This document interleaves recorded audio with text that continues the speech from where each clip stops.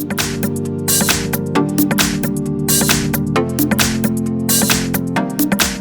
I have a VIVO Y91 and let me show you how to enter here the Fastboot mode on the following device. So at the very beginning, let's start by pressing the power key. Let's choose here power off and wait until your device will be completely switched off. Then you need to use the following combination of keys, power key and volume up. Let's hold down together those two keys, power key and volume up.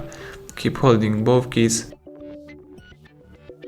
and release them as soon as Fastboot mode pops up. So you can use your device in a Fastboot mode. For example, you can connect your device to a PC and use it as a Fastboot device.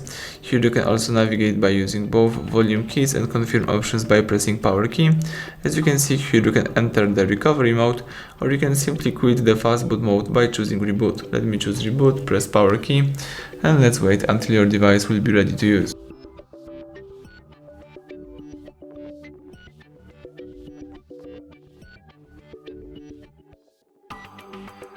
And that's it. Now you can unlock the device and start using your phone in a normal way.